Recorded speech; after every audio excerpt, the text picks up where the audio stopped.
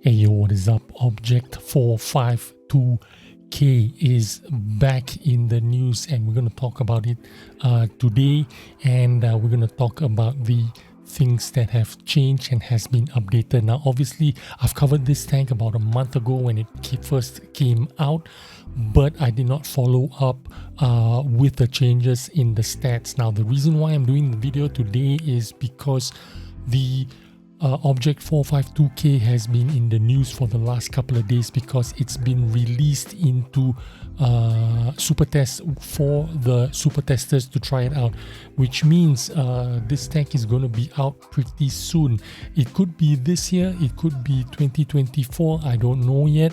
There is no indication, but because it is already out for the Supertesters, I do believe that it will be out soon.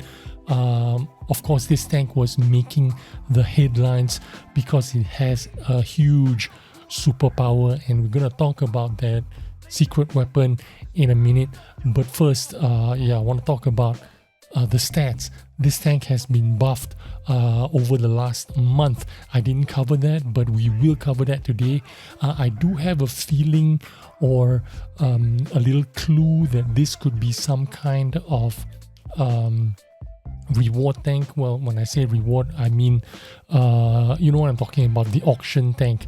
There is a very high possibility that this is probably going to be an auction tank. At first I thought it was going to be Clan Wars reward tank, but you know what, not a lot of people are playing Clan Wars nowadays. I doubt they're going to give out 1,000 tanks just to Clan Wars to hardcore players. The community does not like it.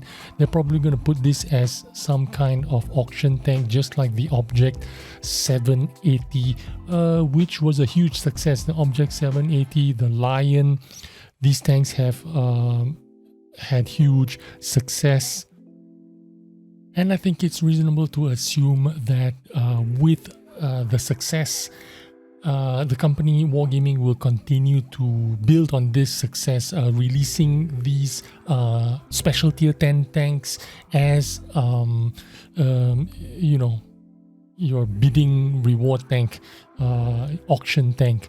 They're not going to put this tank out as Clan War reward tanks just to benefit 1,000 people. You know what I'm saying? It's going to reach more people with the auction, and they're going to benefit with the economy when people are spending their gold, spending their resources.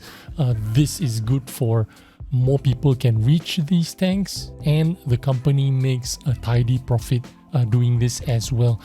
But like I was saying, this tank has a special weapon. This tank has special abilities, and that is that 18% camo rating. With this camo rating, we are talking about easily accomplishing or achieving 36, 38, 40% camo if you have the right crew, if you have vents, if you have BIA.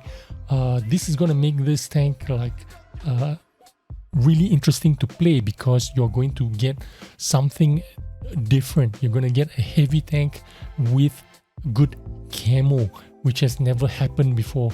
Normally you're going to get a heavy tank with 2 guns. You're going to get a heavy tank with auto loader.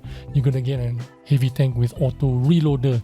You're going to get a heavy tank with reverse auto loader, or you're going to get a tank with siege mode, and all those kind of abilities that I find kind of like not so special. I think an increased camo rating, or you know, more camo rating on a heavy tank is going to make this tank play a bit weird, because you're a heavy tank but you have camo, so it's going to make you think it's going to play differently. I think it's going to be more special than something gimmicky like an auto reloader, reverse auto loader, double shotgun, or you know, things of that nature. But a couple of the stats have changed, and we're going to talk about those stats. Hit points remain 2300 with 750 horsepower on a 55-ton platform. 13.6 power to weight ratio means this tank will play like a heavy tank, which it is a heavy tank, a slow heavy tank in fact. 35 kilometers an hour going forward, 30 in reverse, 30 degrees hull rotation and 20 degrees per second turret rotation. The view range still 390 meters, but the hull armor, they've decided that this is a heavy tank, they have to buff it. It was 120 sloped frontally with a huge front lower plate. Now it's 210 frontal armor sloped, side armor 70 buffed to 100 millimeters of side armor, turret armor as well frontally and side. It was 120, it is now buffed to 130, just a 10 millimeter buff.